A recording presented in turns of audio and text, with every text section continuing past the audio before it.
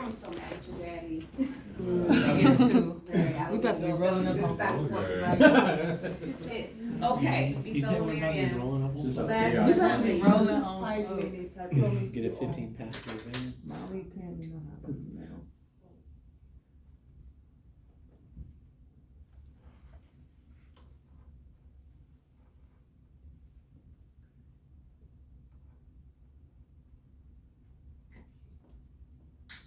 So what I have written here is what I have on my shirt as well, but I'll just start. So I'm just going to share 3 very short excerpts from my story.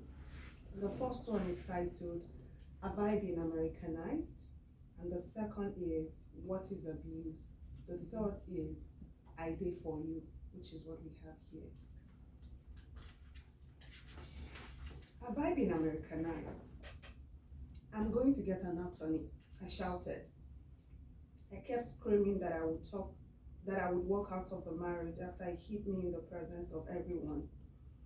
Everyone was watching. Our children were watching. My mother was watching. My sister was watching. My brothers were watching. I kept screaming that I would walk out of the marriage, and everyone was watching. My brothers were afraid of him. He was almost 20 years older than my immediate younger brother and 21 years older than my other brother. He was old enough to be their fathers, so they feared him. He was the only one whom my mother always called to punish my brothers whenever they erred. I remembered he once invited some grown-up men to flog my brothers. They had become too afraid of him that they could not say a word when he started to hit me.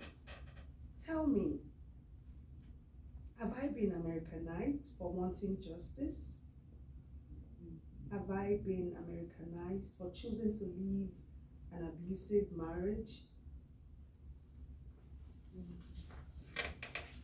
Did asking for a divorce make me Americanized? Did choosing to be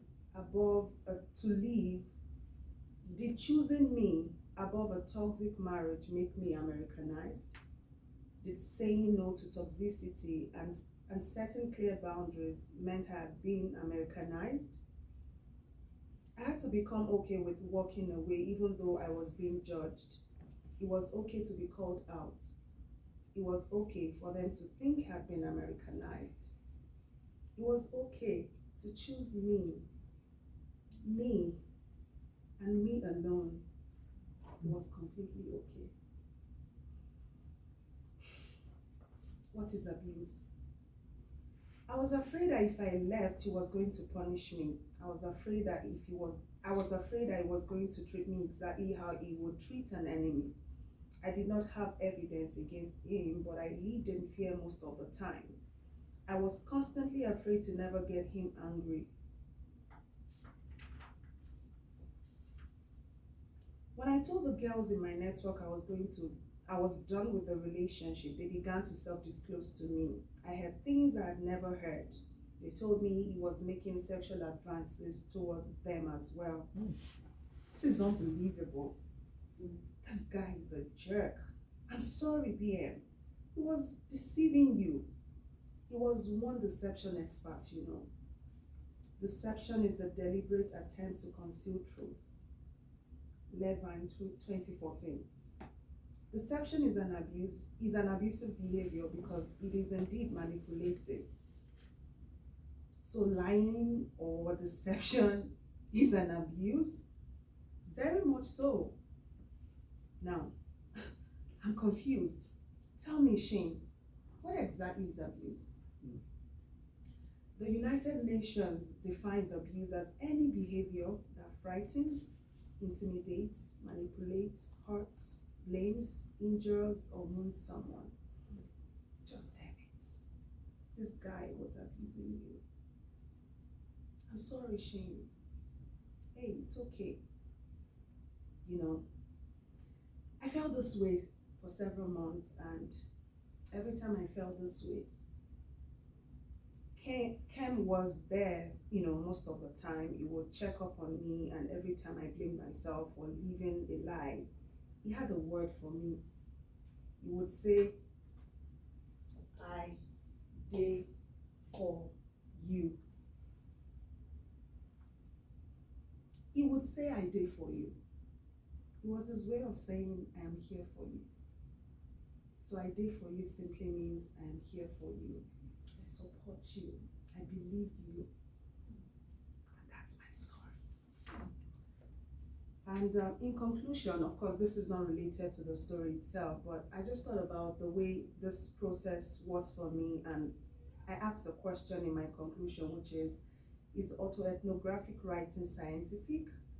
And I'm just going to read what I wrote down. As I make my conclusions, I could not but think about the ways in which autoethnography may be scientific. Writing my autoethnography has helped me to think of it as a scientific process. Science indeed is the pursuit of knowledge. My writing was a pursuit of knowledge. It was a process that helped me to understand many things. This process helped me to ask many questions.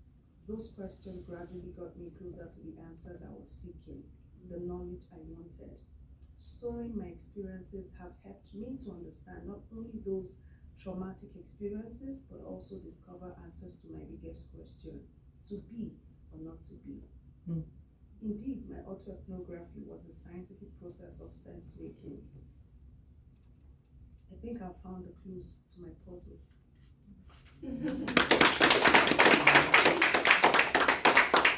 So you all shouldn't forget that I did for you. I did for you. Yes, I did for you. Okay.